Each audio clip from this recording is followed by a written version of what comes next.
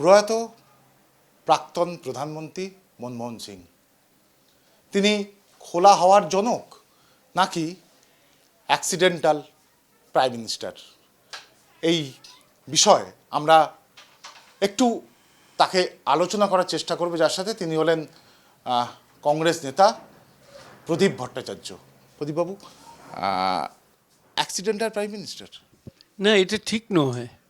যারা এটা বলেন অথবা যিনি বই লিখেছেন, আমার নিজের ধারণা মনমোহন সিং সম্পর্কে তার ধ্যান ধারণা খুব একটা বেশি ছিল না, অথবা রাজনৈতিক কারণে তিনি শব্দটা ব্যবহার করেছেন। মনমোহন সিংয়ের জীবনের সূত্রপাতটাই অর্থনীতির সাধনার মধ্যে দিয়ে ধীরে ধীরে উন্নীত হয়েছে। রিজার্ভ ব্যাংকের গভর্নর, মন্ত্রী, অর্থমন্ত্রী, যখন নরসিংহ রাও প্রধানমন্ত্রী, অর্থমন্ত্রী তিনি, তারপর তিনি প্রাইম মিনিস্টার। কী করে হলেন প্রাইম মিনিস্টার? মিটিংয়ে তো আমরা ছিলাম, সাংসদরা সকলেই উপস্থিত ছিলেন, সেন্ট্রাল হলে মিটিং হচ্ছে, সোনিয়া গান্ধী প্রিসাইড করছে, নাম প্রপোজ করার কথা এলো, সকলেই বলল সোনিয়া গান্ধীজিকে প্রধানমন্ত্রী করতে হবে। সোনিয়া গান্ধী উঠে দাঁড়িয়ে বললেন, নো, আমি প্রধানমন্ত্রী হব না। তাহলে কে প্রধানমন্ত্রী হবে? প্রস্তাব হয়ে এসে গেল মনমোহন সিংয়ের নাম। কেন? তার অদম্য নিষ্ঠা, মানসিক দিক দিয়ে পবিত্রতা, স্বচ্ছতা, সততা তাকে ওই জায়গায় উন্নীত করেছে। যারা মনে করে যে মনমোহন সিং অর্থনীতিবিদ ঠিকই, দক্ষ অর্থনীতির বিষয়ে, কিন্তু রাজনীতি তিনি কি বোঝেন? আমি পরিষ্কার করে বলছি, যারা এই কথাটা বলেন তারা মনমোহন সিংকে চেনেন না। মনমোহন সিং খুব কম কথা বলতেন। আমার সঙ্গে বহুবার তার কথা হয়েছে, সেন্ট্রাল হলে কথা হয়েছে, পার্লামেন্টের অভ্যন্তরে রাজ্যসভায় কথা হয়েছে, তার বাড়িতে ব্রেকফাস্ট খেতে গিয়ে কথা হয়েছে, চা খেতে গিয়ে কথা হয়েছে। বহু তথ্য, বহু ঘটনা আমার জীবনে তার সঙ্গে সংগঠিত হয়েছে। আমি একটু কিছু ঘটনা একটু শেয়ার করুন না, যেটা আপনি খুব কাছ থেকে ওনাকে দেখেছেন। এমন আমি একটা ঘটনার কথা আমি কোনোদিনও ভুলব না। তিনি প্রধানমন্ত্রী হওয়ার কিছুদিনের মধ্যে শোভেন মিত্র এবং আমি ওনার বাড়িতে দেখা করতে গেলাম। চা খাওয়া হয়ে গেছে, অনেক কথা হতে হতে হঠাৎ করে বললেন, লোক প্রদীপ, লোক Somen, I know my capacity. I cannot do everything. I have to depend on you people. আমি অবাক হয়ে গিয়েছিলাম। ভারতের প্রধানমন্ত্রী কি বলছেনটা কি ভাবতে পারা যায়? আমাকে একদিন ডাকলেন, আমি তখন রাজ্যসভায় বসে আছি, একজন বেয়ারা এসে খবর দিল যে বাইরে একজন ডাকছে। আমি গেলাম, ওনার সেক্রেটারি এসে বললেন, প্রাইম মিনিস্টার আপনার সঙ্গে কথা বলতে চাইছে, চলুন।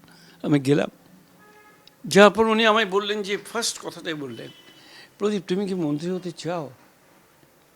স্যার, আমি হাউ ক্যান আই সে, এটা তো একান্তভাবে আপনার উপরে নির্ভর করে। বলে ওকে, আর কিছু কথা বন্ধ হয়ে গেল, আমি বেরিয়ে চলে গেলাম। তারপরে তো আপনাদের মিডিয়া, বহু মিডিয়া ক্রমাগত দেখাতে শুরু করেছিল, আমি কাউকে কিচ্ছু বলিনি। তারপর যখন উনি আমায় মন্ত্রী করতে পারলেন না, তখন আবার ডাকলেন, ডেকে বললেন, প্রদীপ আমি খুব দুঃখিত, তোমাকে আমি পারিনি, কিন্তু তুমি যে সততা নিয়ে কাজ করছো পার্লামেন্টে, তার প্রাইজ তুমি আজ না হোক কাল পাবেই পাবে।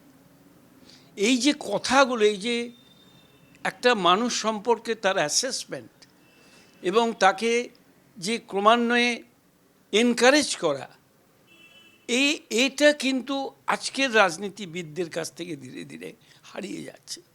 আজকের রাজনীতিবিদদের মধ্যে আমি সবটাই খাবো, একটা ছিনতাই পলিটিক্স যেন ক্রমান্বয়ে বিস্তার লাভ করছে। বাংলা ছাড়িয়ে আসাম, বিহার, উড়িষ্যা, ইউপি, সারা ভারত যেন বিস্তৃত হয়ে যাচ্ছে। মনমোহন সিং একক ব্যতিক্রম না। আমাকে চ্যালেঞ্জ নিয়ে থাকতে হবে সৎ। আমি সততাকে কখনো বর্জন করতে পারবো না, কাম হোয়াট মে। এই যে অসম্ভব আত্মপ্রত্যয় এবং দৃঢ়তা, এটাই কিন্তু তাকে প্রধানমন্ত্রী করেছে। অ্যাক্সিডেন্টাল প্রাইম মিনিস্টার তিনি নন, এবং তিনি তার যোগ্যতা প্রমাণ করে দিয়েছেন প্রধানমন্ত্রী হয়ে। যে অর্থনীতির বুনিয়াদ তিনি ভারতবর্ষের মাটিতে তৈরি করে দিয়ে গেছেন, সেদিন তাকে যারা কঠোর সমালোচনা করেছেন, আজকে নত জানু হয়ে স্বীকার করতে হচ্ছে যে তিনি আদর্শ পুরুষ, আদর্শ ইকোনমিস্ট, তাদের স্বীকার করতে হচ্ছে। বহু সমালোচনার মুখে দাঁড়িয়ে কোনোদিনও উত্তর দেননি, শুধু একটি কথা বারবার বলেছিলেন। আমি অন্তত সেদিন তার পাশে দাঁড়িয়েছিলাম, যখন তিনি 12 নম্বর গেট দিয়ে বেরিয়ে যাচ্ছেন, তখন বলেছিলেন, আমি কোনো কথার জবাব দিতে চাই না, ইতিহাস একদিন প্রমাণ করবে কি করেছিলাম, কি করতে পারিনি। That is sufficient. আমি এইখানে একটা জিনিস আপনাকে জিজ্ঞেস করব, যে ইতিহাস আমাকে বিশ্লেষণ করবে বা ইতিহাস আমাকে প্রমাণ করবেন, এই একই বক্তব্য বুদ্ধদেব ভট্টাচার্যেরও ছিলেন এবং ডক্টর মনমোহন সিংয়েরও ছিল।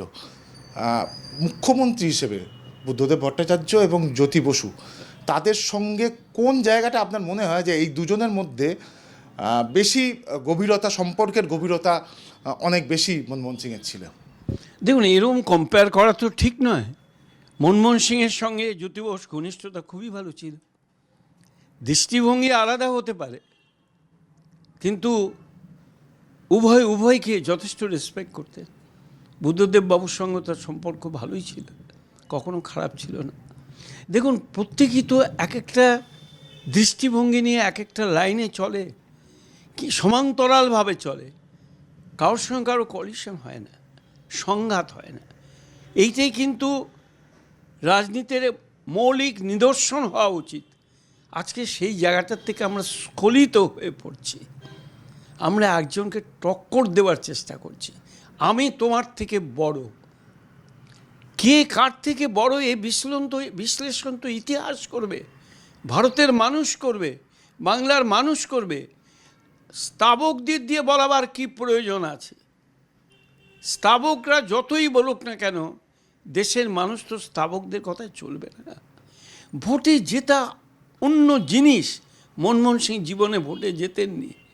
তিনি দাঁড়িয়েছিলেন দিল্লিতে একবার, নিউ দিল্লিতে, সম্ভব সাউথ দিল্লিতে, তিনি জিততে পারেননি। মানুষ বুঝতে পারেনি যে ওই উপাদানটি কী। আজকে মানুষ বুঝতে পারছে উপাদানটা কী। এইটাই তার সাফল্য।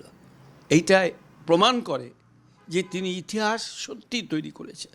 দেখুন, পৃথিবীর ইতিহাস ঘাঁটলে আপনি দেখবেন, কখনো ইতিহাসের মধ্যে থেকে মানুষের উত্থান হয়, নেতৃত্বের উত্থান হয়, কখনো মানুষ ইতিহাস তৈরি করে।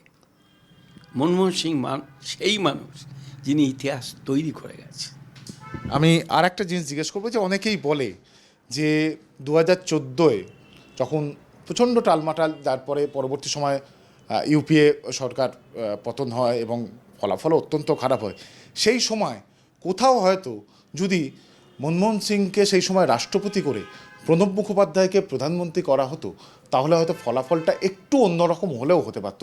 আপনি কীভাবে বিশ্লেষণ করবেন? দেখুন, এটা নিয়ে বিতর্ক থাকতেই পারে, কিন্তু মনমোহন সিংকে আমি নিজে অনেকবার বলতে শুনেছি, তিনি প্রণব মুখার্জিকে স্যার বলতেন। কেন না, প্রণব মুখার্জি যখন অর্থমন্ত্রী তখন তিনি গভর্নর ছিলেন, কিন্তু কোনোদিনও বৈরতা হয়নি। 26টা পার্লামেন্টারি কমিটির, 26টা ক্যাবিনেট কমিটির চেয়ারম্যান ছিলেন প্রণব মুখার্জি। মনমোহন সিংই তো করেছেন। প্রণব মুখার্জি এখান থেকে জিতে গেলেন, লোকসভার নেতা হবেন কে, এ প্রশ্নের উত্তর তো মনমোহন সিং দিয়েছিলেন, প্রণব মুখার্জি। আমরা হয়তো কম্পেয়ার করি, বিতর্ক তৈরি করি, কিন্তু অর্থহীন এই বিতর্ক। আমি আমার শেষ প্রশ্ন, প্রদীপদা, আজকে আপনি বিতর্কের মধ্যে যেতে চাইছেন না, আমি বুঝতে পারছি। আমার শেষ প্রশ্ন, আপনার চোখে, আপনার দীর্ঘদিনের রাজনীতিবিদ হিসেবে আপনার চোখে আপনি মনমোহন সিংকে কিভাবে বিশ্লেষণ করবেন? মনমোহন সিংকে একজন অর্থনীতিবিদ হিসেবেই শুধু আমি বিশ্লেষণ করব না। গান্ধীজি তার রাজনৈতিক জীবনে একটা অভিনবত্ব দেখিয়ে গিয়েছিলেন। কি বলুন তো, পাশ্চাত্য রাজনীতির সঙ্গে প্রাচ্যের সাংস্কৃতিক ভাবনার সম্মেলন। মনমোহন সিং সেই ধারার মানুষ। আমি এটা ওনার মধ্যে বারবার অনুভব করেছি। তার সহজ সরল জীবন, কর্তব্যনিষ্ঠা, এটা বারবার প্রমাণ করেছে। আমরা কথা বললাম প্রদীপ ভট্টাচার্যের সঙ্গে, এবং অনেক ধন্যবাদ প্রদীপদা কথা বলার জন্য। আপনারা নজর রাখুন ট্রাইব টিভিতে। ক্যামেরায় দেবরাজ দত্তের সঙ্গে ত্রয়ন চক্রবর্তী, ট্রাইব টিভি বাংলা।